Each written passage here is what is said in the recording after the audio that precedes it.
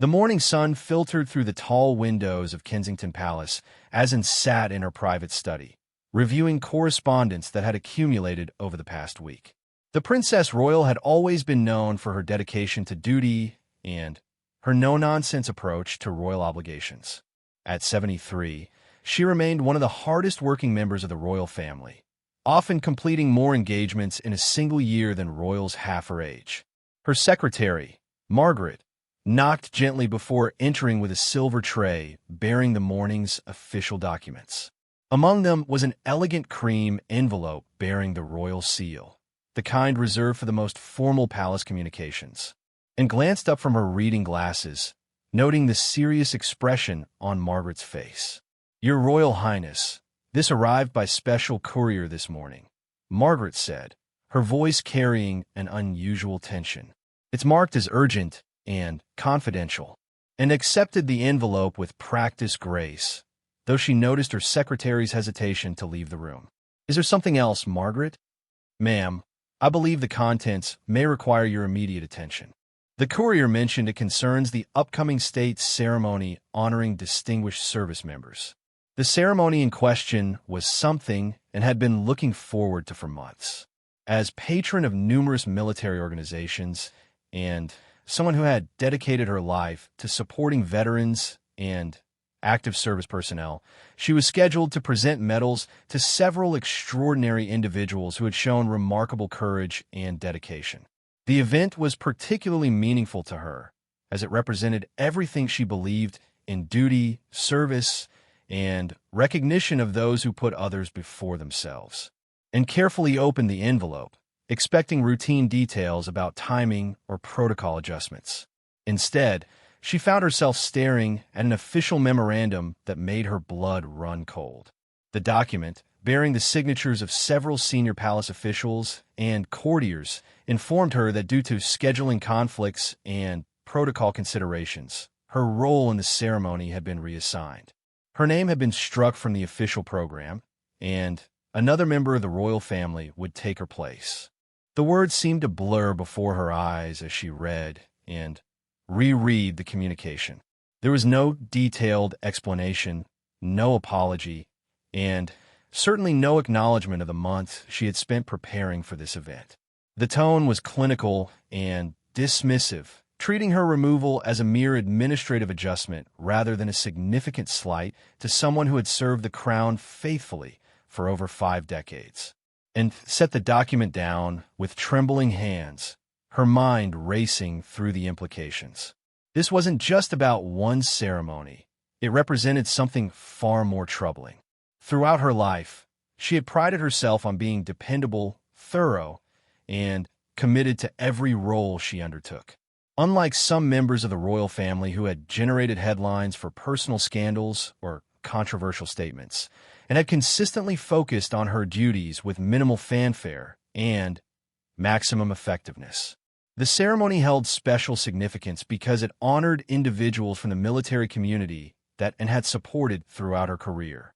She had personally met with several of the medal recipients during preparatory meetings, listening to their stories and understanding the sacrifices they had made.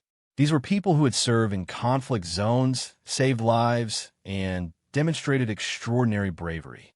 They deserved to be honored by someone who truly understood and respected their service. Margaret remained standing near the door, clearly aware that something was seriously wrong, and looked up, her expression carefully controlled despite the turmoil she felt inside. "Margaret, I need you to contact my private secretary immediately. I want to understand exactly who made this decision and why I wasn't consulted beforehand. Of course, Your Royal Highness. Should I also reach out to the ceremony organizers to clarify the arrangements?" "Not yet," and replied firmly. "I want to get to the bottom of this through proper channels first. There has to be an explanation for why this decision was made without any discussion with me." As Margaret left the room and walked to the window overlooking the palace gardens, the manicured lawns and carefully tended flower beds represented the order and tradition that had defined her entire life.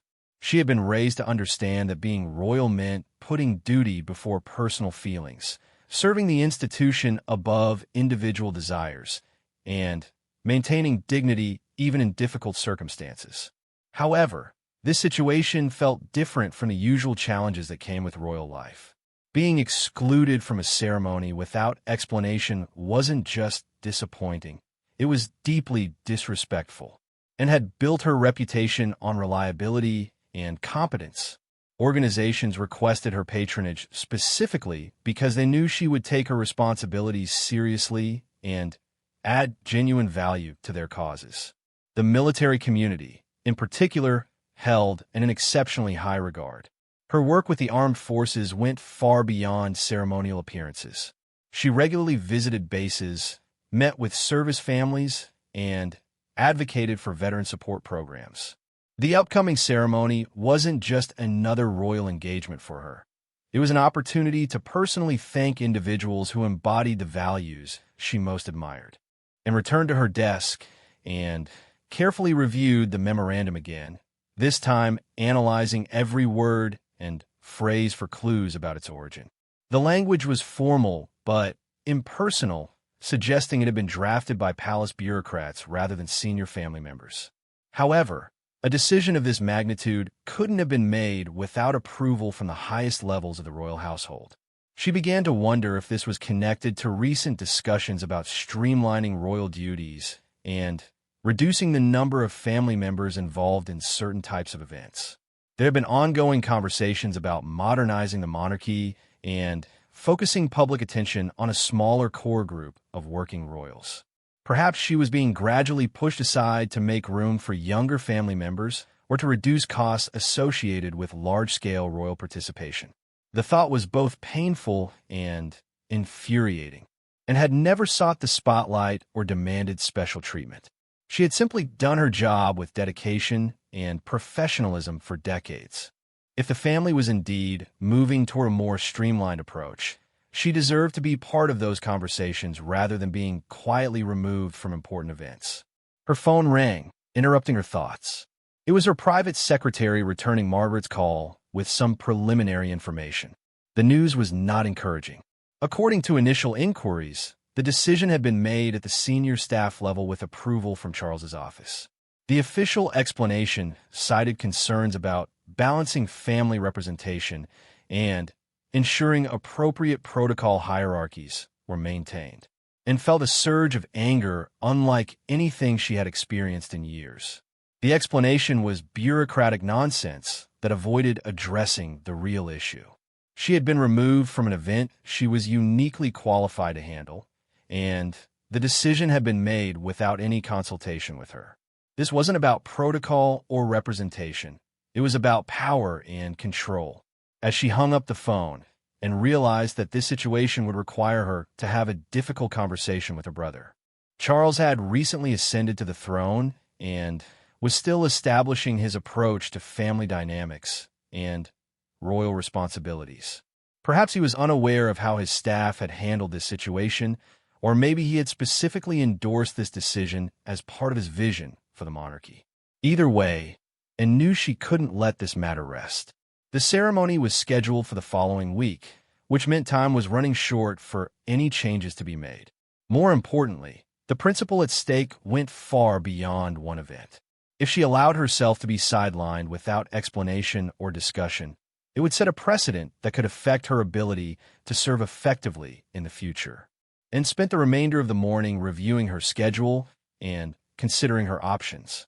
She could accept the decision gracefully and maintain family harmony, which would be the traditionally expected response. Alternatively, she could demand an explanation and insist on being reinstated to her original role, which might create tension but would defend her position and dignity. As she weighed these options and thought about the medal recipients who would be honored at the ceremony, these individuals had faced far more challenging situations than palace politics, and they had responded with courage and determination.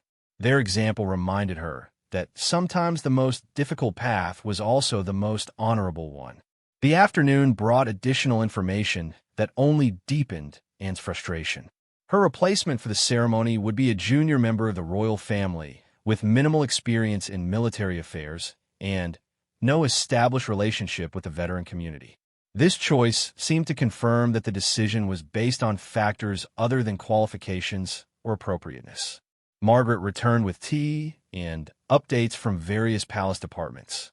The official program had already been reprinted without Anne's name, suggesting the decision had been finalized some time ago. This timeline indicated that her exclusion had been planned deliberately rather than resulting from a sudden change in circumstances, and realized that her next steps would define not only her relationship with Charles, but also her role within the family going forward. The monarchy was entering a new era, and established patterns of behavior and responsibility were being reevaluated. She could either adapt quietly to whatever changes were being implemented, or she could advocate for her position and ensure her voice was heard in decisions that affected her duties and responsibilities. By evening, it had made her decision. She would request a private meeting with Charles to discuss the ceremony situation directly. This conversation would be challenging, as it would force both siblings to address underlying issues about authority, respect, and family dynamics that had been developing since Charles's coronation. The stakes were higher than just one ceremony. Anne's response to this situation would establish expectations for how she would be treated going forward and whether her decades of service would be valued or gradually diminished. She had always believed that actions spoke louder than words, and now it was time for her to act decisively to protect her position and principles. As she prepared for bed that night and reflected on the irony of her situation, she had spent her entire life avoiding family drama and focusing on duty, yet now she found herself in a position where defending her role required engaging in exactly the kind of confrontation she had always tried to avoid. However, some principles were worth fighting for, and the respect she had earned through decades of service was certainly one of them. Charles stood in his private office at Buckingham Palace, reviewing briefing papers for the upcoming week's engagements. The weight of the crown, both literal and metaphorical, had been particularly heavy in recent months as he adjusted to the realities of kingship. Every decision seemed to carry implications he hadn't fully anticipated during his long years as heir apparent, and managing family relationships while establishing royal authority presented constant challenges. His private secretary, Sir Edward Hartwell, entered with the day's correspondence and a concerned expression that immediately caught Charles's attention. Sir Edward had served the royal household for over 20 years and rarely displayed obvious worry about routine matters. Your Majesty, I've received several inquiries today that may require your attention, Sir Edward began carefully. Princess Anne's office has been making urgent requests for clarification about the upcoming ceremony honoring distinguished service members. Charles looked up from his papers, momentarily puzzled. What sort of clarification? I thought those arrangements were finalized weeks ago. That's precisely the issue, sir. It appears there may have been some confusion about the ceremonial assignments.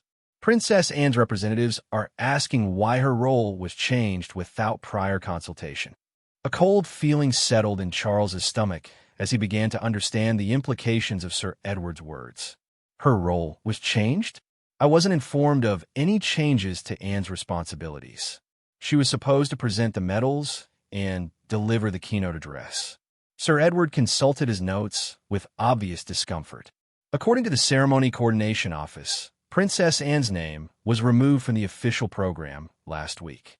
The decision was apparently made by senior staff members who believed it aligned with Your Majesty's preferences for streamlining royal participation in military events. Charles felt his jaw tighten as the full scope of the situation became clear.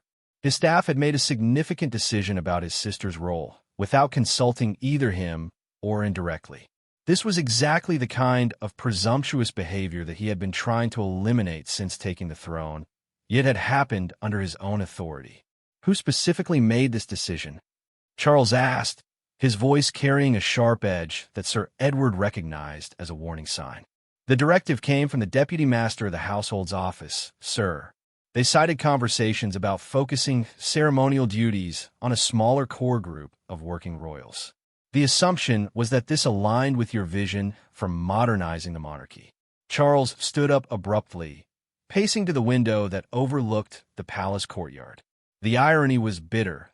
He had indeed been discussing ways to streamline royal duties and reduce unnecessary ceremonial complexity, and had never been part of those conversations. If anything, she was exactly the kind of working royal he wanted to support and emphasize. Her dedication and competence made her invaluable to the institution. "This is completely unacceptable," Charles said firmly, "and is precisely the sort of family member who should be front and center for military ceremonies. Her relationship with the armed forces is genuine and built on decades of real service. What possible reason could there be for excluding her?" Sir Edward shifted uncomfortably before responding. "I believe there may have been some misunderstanding about recent discussions regarding the Duke and Duchess of Cambridge taking on more prominent roles. Some staff members may have interpreted this as a directive to reduce participation by other family members." Charles felt anger building as he realized how his legitimate desire to involve William and Catherine more actively had been twisted into a justification for sidelining, and this was exactly the kind of bureaucratic overreach that had frustrated him during his years as Prince of Wales, and now it was happening within his own administration. "Give me a full report on exactly how this decision was made and who was involved," Charles ordered. "I want to know every detail of the communication chain that led to my sister being excluded from an event she was perfectly suited to handle." As Sir Edward left to gather information, Charles remained at the window, contemplating the broader implications of this situation. His relationship with and had always been complicated by their different approaches to royal duty and their sometimes conflicting personalities. However, he had enormous respect for her work ethic and her genuine commitment to the organization she supported, and represented everything that was best about the traditional model of royal service. She worked harder than almost anyone else in the family, generated minimal negative publicity, and had built authentic relationships within the military community that couldn't be replicated by simply assigning someone else to take her place. The fact that his own staff had felt empowered to make such a decision without consultation revealed serious problems with the palace hierarchy and communication systems. Charles had been working to establish clear lines of authority and ensure that major decisions were made with proper oversight, but this incident suggested that old patterns of bureaucratic presumption were still deeply embedded in the system. More troubling was the realization that, and had likely spent the last day or two trying to understand what had happened through official channels before discovering that the decision had come from his office. She would naturally assume that he had either made or approved the choice to exclude her, which meant their relationship was now at risk over a decision he had never been consulted about. Charles returned to his desk and picked up his private phone to call and directly, but hesitated as he considered how to handle the conversation. A simple phone call might not be sufficient to address both the immediate issue and the underlying problems it revealed. This situation required a face-to-face discussion that would allow them to speak frankly about expectations and working relationships going forward. Sir Edward returned within the hour with a comprehensive report that only deepened Charles's frustration. The decision had been made by a committee of senior staff members who had interpreted various comments and discussions as signals that the king wanted to reduce Anne's profile in favor of younger family members. No one had thought to confirm this interpretation directly, and the decision had been implemented through routine administrative processes that bypassed normal consultation procedures. The timeline revealed that Anne's exclusion had been finalized almost a week earlier, meaning she had only recently learned about it despite the advanced planning that such ceremonies required. This delay suggested that the staff had deliberately avoided informing her until the last possible moment, perhaps hoping to present the change as a fait accompli that couldn't be reversed. "This is completely unacceptable," Charles said after reviewing the report. "Cancel my afternoon appointments. I need to meet with Princess and immediately to discuss this situation directly. Shall I arrange for the meeting here at the palace, sir?" "No, I'll go to Kensington Palace. This requires a personal conversation, and I want Anne to feel comfortable speaking freely about what happened. Charles spent the drive to Kensington Palace considering how to approach the conversation with his sister, and was not someone who appreciated elaborate apologies or emotional displays. She valued directness and practical solutions, which meant he needed to focus on acknowledging the mistake, explaining how it happened, and outlining steps to ensure it wouldn't happen again. However, he also knew that Anne's response to this situation would influence their working relationship for years to come.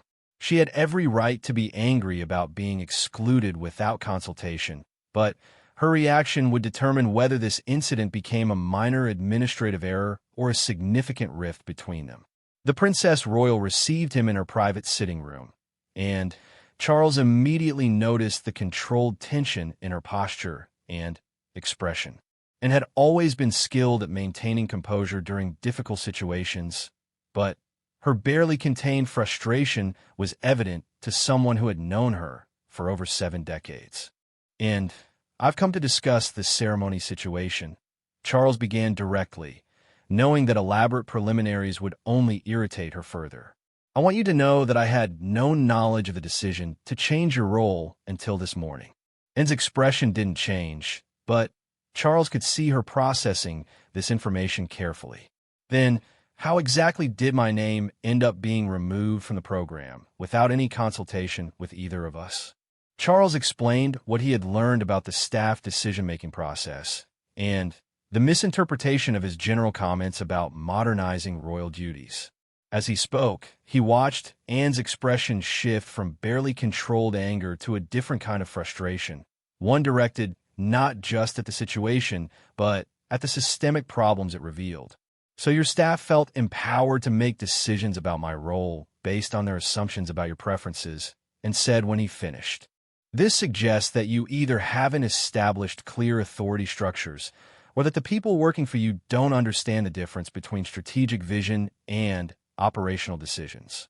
Charles felt a flash of defensive irritation, but recognized that and was absolutely correct.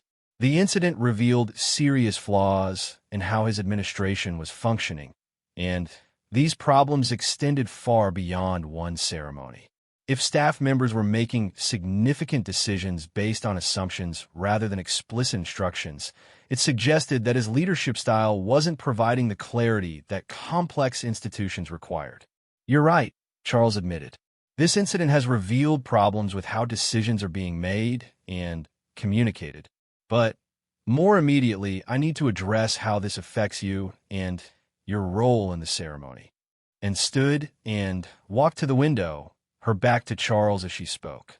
"It's not just about this one event, Charles. This represents something much more fundamental about how I'm valued within the family structure you're establishing. If your staff feels comfortable excluding me from events I'm qualified to handle, what does that say about my position going forward?" The question hung in the air between them, and Charles realized that his response would define their relationship for the foreseeable future. And wasn't just asking for an apology or a simple correction. She was demanding assurance that her decades of service would be respected and that she would be treated as a valued member of the working royal team rather than a convenient target for budget cuts or modernization efforts. "And I need you to understand that you are absolutely central to my vision for the monarchy going forward," Charles said carefully.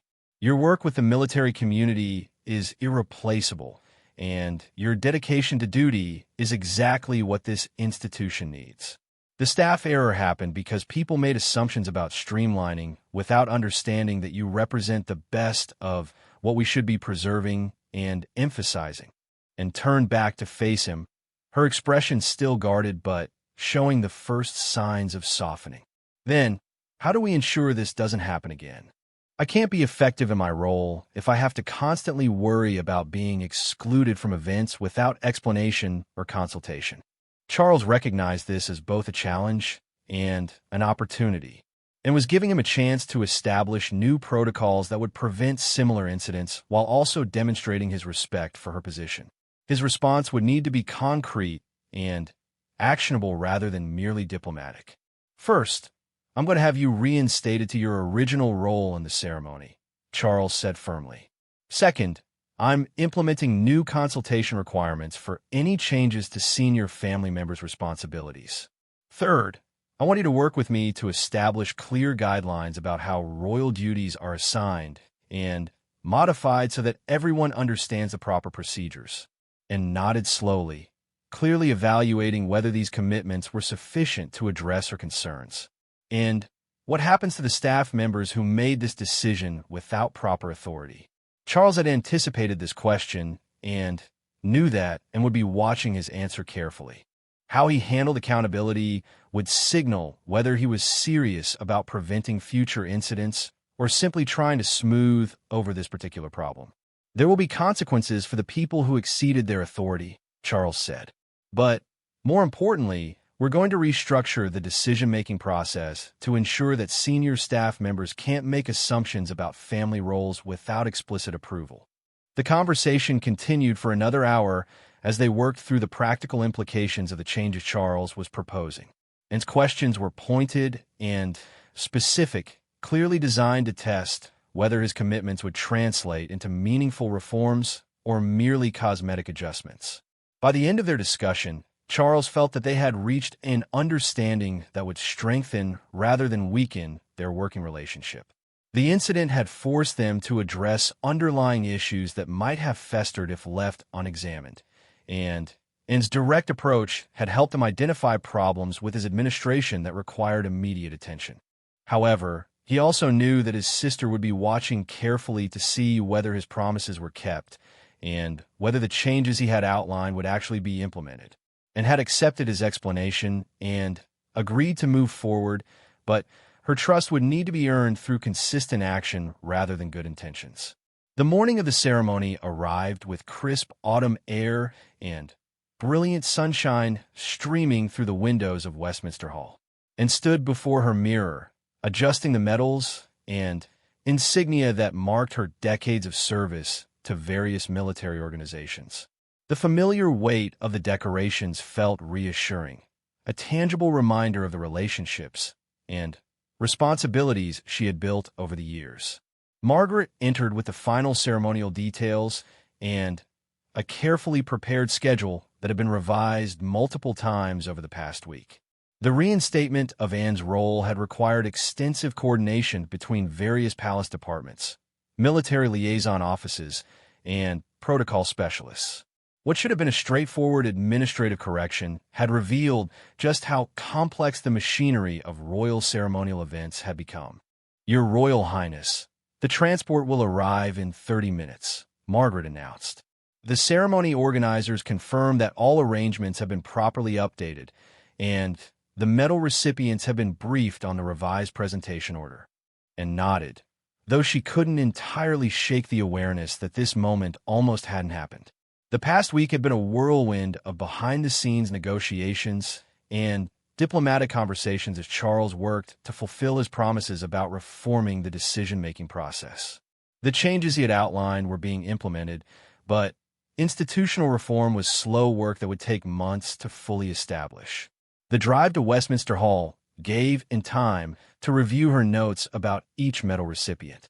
This had always been her practice, to learn enough about each person's service and sacrifice so that she could speak to them personally rather than simply reading from prepared remarks. Today, this preparation felt especially important given the disruption that had surrounded the event. Among those being honored was Sergeant Major Patricia Williams, a military medic who had served 3 tours in Afghanistan and had developed innovative trauma treatment protocols that had saved countless lives.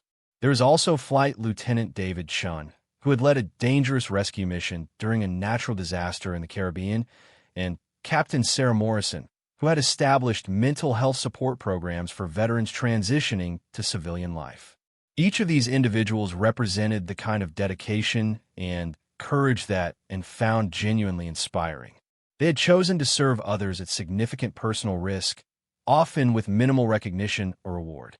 The ceremony was an opportunity to publicly acknowledge their contributions and to demonstrate that their sacrifices were valued and remembered.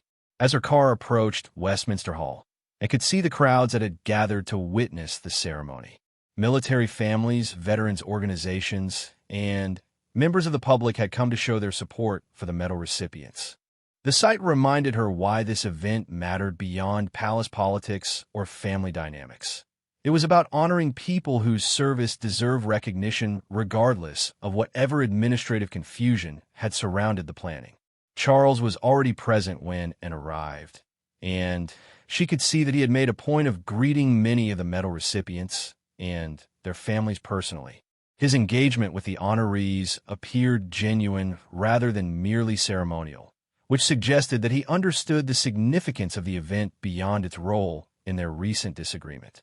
The formal reception before the ceremony gave Anne an opportunity to speak with the individuals she would be honoring. Sergeant Major Williams proved to be as impressive in person as her service record suggested, articulate, passionate about military medicine, and deeply committed to improving care for wounded service members. Her conversation with and revealed someone who had turned personal experience of combat trauma into a mission to help others.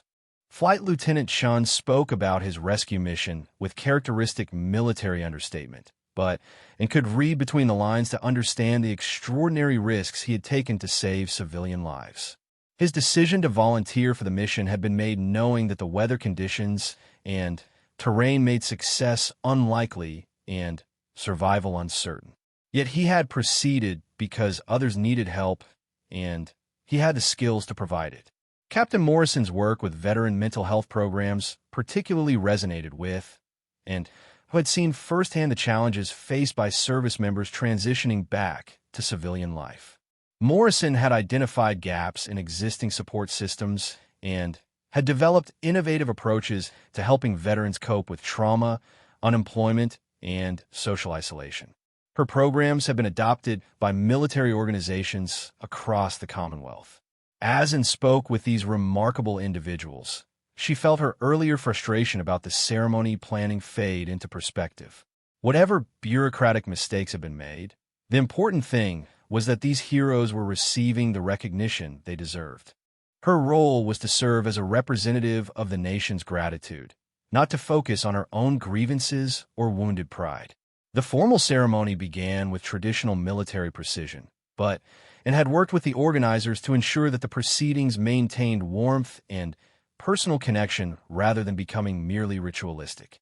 Each medal presentation included time for her to speak briefly with the recipient about their service and to ensure that their families felt included in the recognition. When Sergeant Major Williams stepped forward to receive her medal and took a moment to acknowledge not just her individual courage, but also the broader contribution of military medical personnel who worked in dangerous conditions to save lives. The audience's response indicated that this recognition resonated with many who had personal experience of military medicine. Flight Lieutenant Chen's presentation provided an opportunity for and to speak about the tradition of military service that inspired civilians to risk their own safety for the welfare of others. His rescue mission exemplified values that transcended military rank or national boundaries, the simple human commitment to helping others in desperate need. Captain Morrison's recognition allowed and to address the ongoing responsibility that society had to support veterans long after their active service ended. Morrison's programs represented the kind of innovative thinking that was needed to address complex problems, and her success demonstrated what could be accomplished when compassion was combined with practical expertise. Throughout the ceremony, Anne was aware of Charles's presence in the audience and his attention to both the proceedings and her handling of them. She suspected that he was evaluating not just the immediate success of the event, but also the broader implications for their working relationship and the reforms he had promised to implement. The keynote address that concluded the ceremony gave Anne an opportunity to speak about the values that connected all the medal recipients: courage, dedication, innovation, and service to others. These were principles that transcended political differences or institutional conflicts, representing fundamental human qualities that deserved celebration and emulation. As she spoke, Anne found herself thinking about her own decades of service and the motivation that had sustained her through various challenges and disappointments. Like the medal recipients, She had chosen a path that prioritized duty over personal convenience, though obviously her sacrifices were far less dramatic than those made by military personnel in combat situations. The ceremony concluded with military honors and the national anthem, but the informal reception that followed provided the most meaningful moments, and was able to spend extended time with the medal recipients and their families, learning more about their experiences and discussing their ongoing work and future plans. Sergeant Major Williams spoke about her hopes for expanding trauma treatment training throughout the military medical system.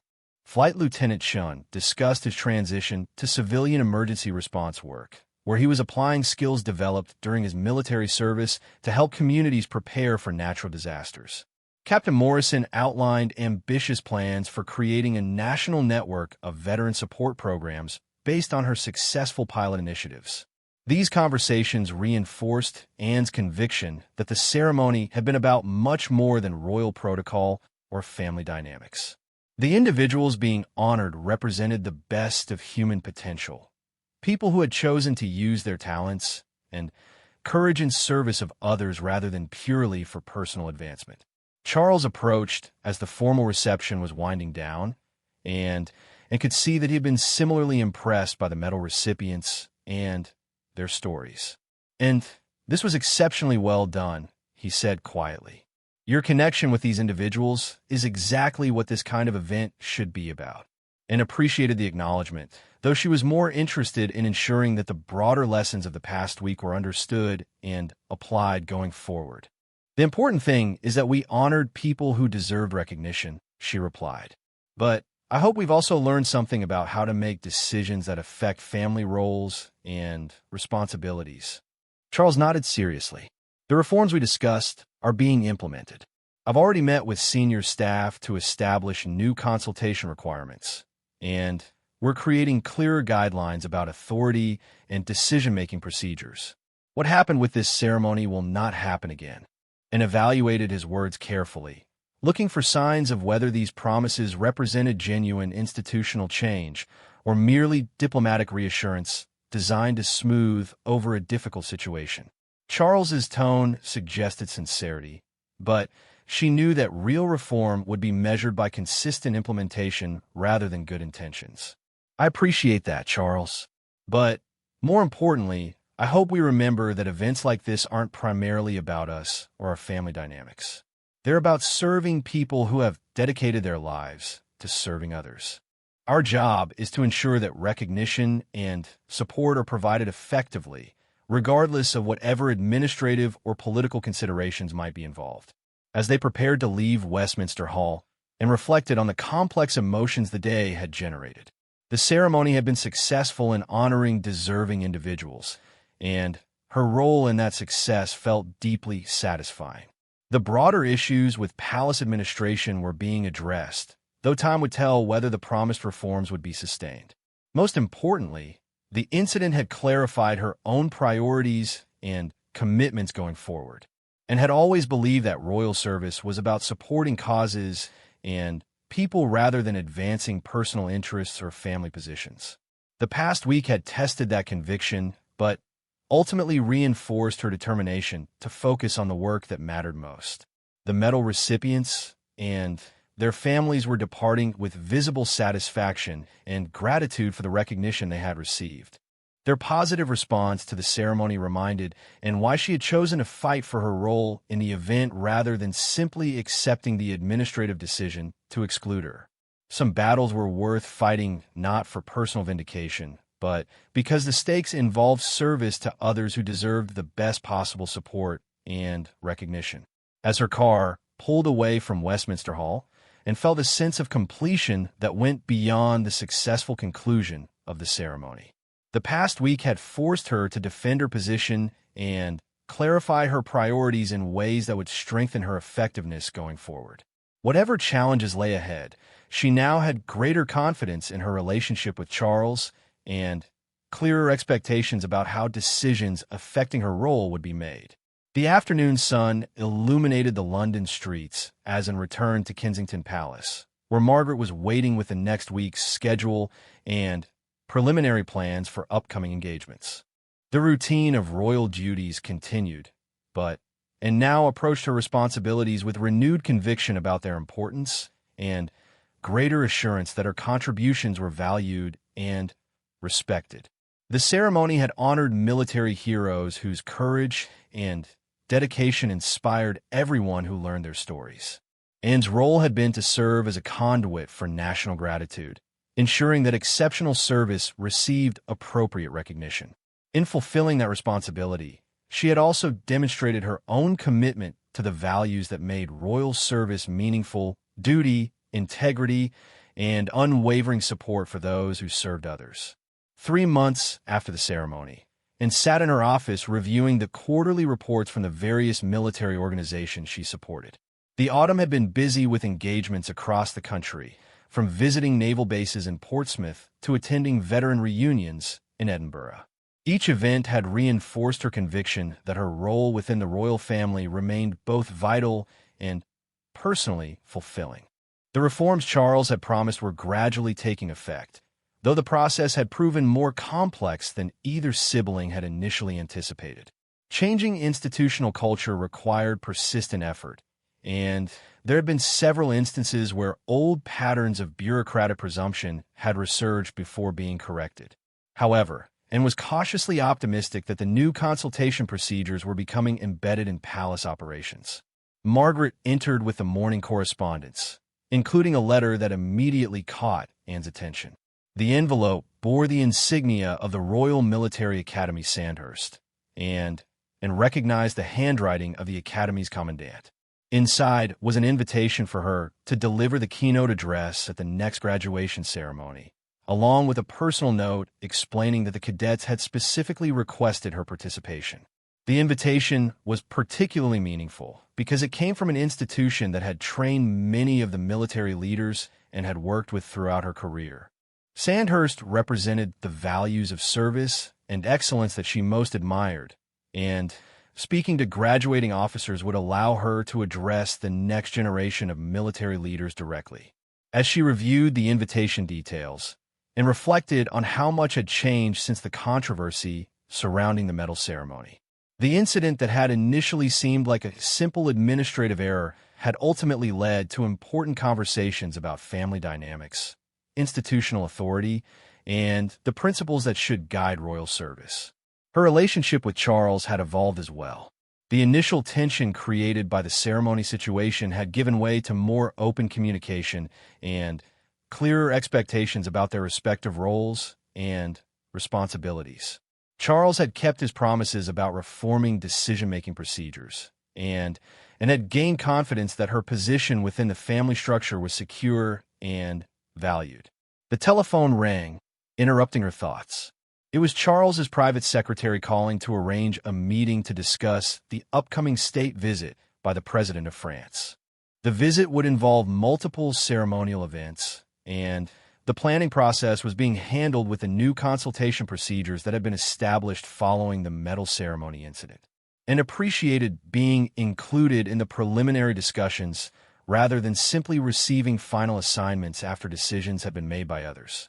The new approach required more coordination and communication, but it ensured that family members could provide input based on their expertise and existing relationships with visiting dignitaries.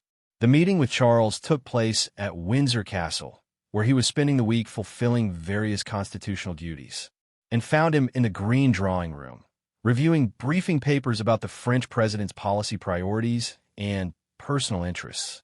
The setting was formal, but their conversation quickly became collaborative as they discussed how to structure the visit for maximum diplomatic effectiveness. The French are particularly interested in our military cooperation initiatives, Charles explained. They want to discuss joint training programs and equipment sharing arrangements. Your background with military organizations could be very valuable in those conversations. And nodded, already thinking about which of her contacts might be useful for the visiting delegation. I can arrange for them to meet with some of the senior officers who are working on international cooperation programs. The Royal Navy has been developing some innovative approaches to joint operations that might interest them. Their discussion continued for over an hour, covering everything from ceremonial protocols to substantive policy conversations, and was struck by how naturally they worked together when focused on concrete objectives rather than abstract questions about authority or family hierarchy. The experience suggested that their relationship could be more productive and satisfying than either had previously imagined. As they concluded their meeting, Charles raised a subject that had been on his mind since the medal ceremony. "And I've been thinking about how to better utilize your expertise and relationships going forward. I'd like to formalize your role as the family's primary liaison with military organizations and veteran groups," and considered this proposal carefully. On one hand, it represented exactly the kind of recognition and responsibility she had always wanted, a clearly defined role that built on her strengths and existing relationships. On the other hand, she was wary of being pigeonholed into a narrow specialty when her interests and capabilities extended across many areas. "I appreciate the recognition, Charles, but I hope this doesn't mean limiting my involvement in other areas where I can contribute effectively. My work with Save the Children and various educational organizations is equally important to me." "Of course not," Charles assured her. "I'm thinking more about ensuring that military and veteran affairs receive the attention they deserve, while also acknowledging your unique qualifications in that area. You would still maintain your other patronages and responsibilities," and found this clarification acceptable and even encouraging. Having her military expertise formally recognized would strengthen her position within the family structure while also ensuring that important constituencies received appropriate royal support. The arrangement would formalize relationships that already existed while creating clearer expectations for future activities. Their conversation was interrupted by the arrival of Sir Edward Hartwell with urgent news from the Foreign Office. The French president's advance team had encountered some complications with their planned itinerary, and adjustments were needed to accommodate security concerns and diplomatic protocol requirements, and watched as Charles handled the unexpected developments with competence and calm authority.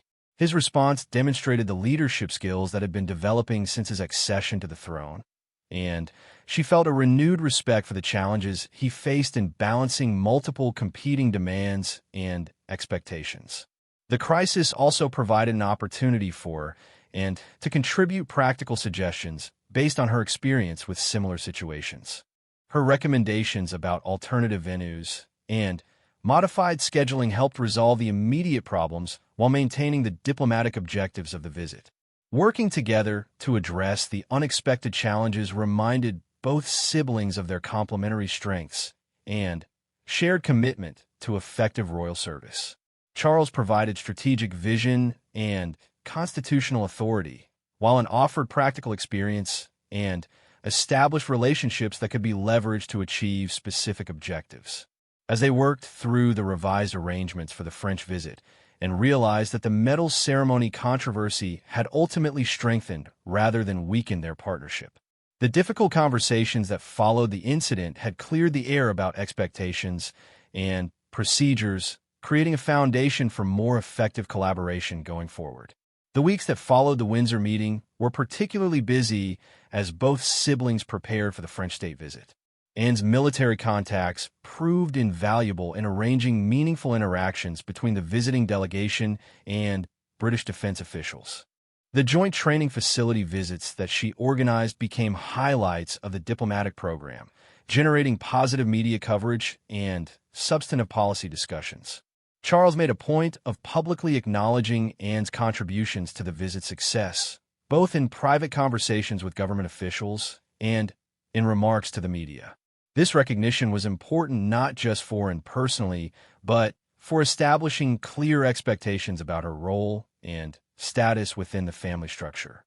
The success of the French visit led to similar consultations about other upcoming diplomatic events and ceremonial occasions, and found herself increasingly involved in the planning processes that had previously excluded her input, and she appreciated both the additional responsibility and the recognition of her expertise.